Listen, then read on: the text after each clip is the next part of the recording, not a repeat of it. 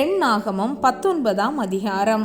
கர்த்தர் மோசேயும் ஆரோனையும் நோக்கி, கர்த்தர் கற்பித்த நியம பிரமாணமாவது, பழுதற்றதும் ஊனமில்லாததும் நுகத்தடிக்கு உட்படாததுமாகிய சிவப்பான ஒரு கிடாரியை உன்னிடத்தில் கொண்டு வரும்படி இஸ்ரவேல் புத்திரருக்கு சொல்லுங்கள்.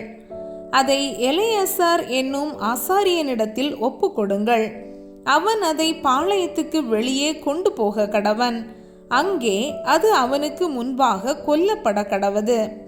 அப்பொழுது ஆசாரியனாகிய எலெயாசார் தன் விரலினால் அதன் இரத்தத்தில் கொஞ்சம் எடுத்து ஆசரிப்பு கூடாரத்துக்கு எதிராக 7 தரம் தெளிக்க கடவன்.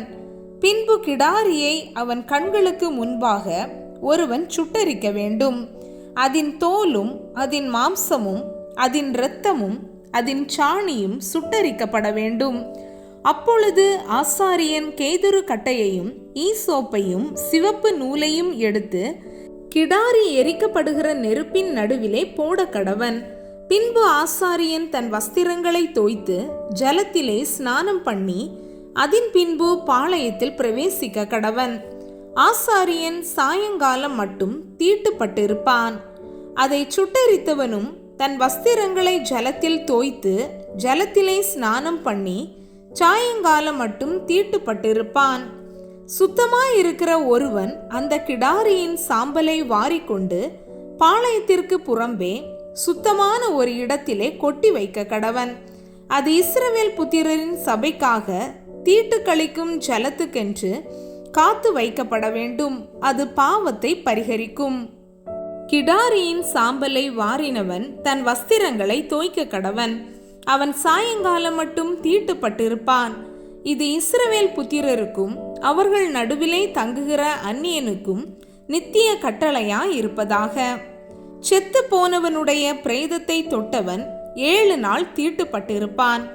அவன் 3ஆம் நாளிலும் 7ஆம் நாளிலும் தீட்டு கழிக்கும் ஜலத்தினால் தன்னை சுத்திகரிக்க கடவன். அப்பொழுது சுத்தமாவான்.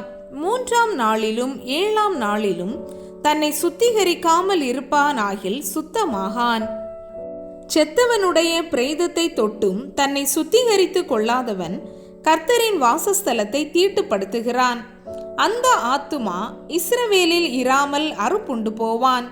தீட்டு கழிக்கும் ஜலம் அவன் மேல் தெளிக்கப்படாததினால் அவன் தீட்டுப்பட்டிருப்பான். அவன் தீட்டு இன்னும் அவன் மேல் இருக்கும். கூடாரத்தில் ஒரு மனிதன் செத்தால் அதற்கடுத்த நியமமாவது, அந்த கூடாரத்தில் பிரவேசிக்கிற யாவரும் கூடாரத்தில் இருக்கிற யாவரும் 7 நாள் தீட்டுப்பட்டிருப்பார்கள். மூடி கட்டப்படாமல் திறந்திருக்கும் பாத்திரங்கள் எல்லாம் தீட்டுப்பட்டிருக்கும். வெளியிலே பட்டயத்தால் வெட்டுண்டவனையாவது செத்தவனையாவது மனித எலும்பையாவது பிரேத குழியையாவது தொட்டவன் எவனும் 7 நாள் தீட்டுப்பட்டிருப்பான். ஆகையால் தீட்டுப்பட்டவனுக்காக பாவத்தை பரிகரிக்கும் கிடாரியின் சாம்பலிலே கொஞ்சம் எடுத்து ஒரு பாத்திரத்தில் போட்டு அதன் மேல் ஊற்று ஜலம் வார்க்க வேண்டும். சுத்தமான ஒருவன் ஈசோப்பை எடுத்து அந்த ஜலத்திலே தோய்த்து கூடாரத்தின் மேலும் அதிலுள்ள சகல பனிமூட்டுகளின் மேலும் அங்கே இருக்கிற ஜனங்களின் மேலும் தெளிக்கிறதும் அல்லாமல் எலும்பையாகிலும் வெட்டுண்டவனையாகிலும் செத்தவனையாகிலும் பிரேத குழியையாகிலும் தொட்டவன் மேலும் தெளிக்க கடவன். சுத்தமாயிருக்கிறவன் தீட்டுப்பட்டவன் மேல் 3ஆம் நாளிலும் 7ஆம் நாளிலும் தெளிக்க வேண்டும். 7ஆம் நாளில் இவன் தன்னை சுத்திகரித்து தன் வஸ்திரங்களை தோய்த்து ஜலத்தில் ஸ்நானம் பண்ணி சாயங்காலத்தில் சுத்தமாயிருப்பான். தீட்டுப்பட்டிருக்கிறவன் தன்னை சுத்திகரித்து கொள்ளாதிருந்தால் அவன் சபையில் இராதபடிக்கு அறுப்புண்டு போவான். அவன் கர்த்தரின் பரிசுத்த ஸ்தலத்தை தீட்டுப்படுத்தினான்.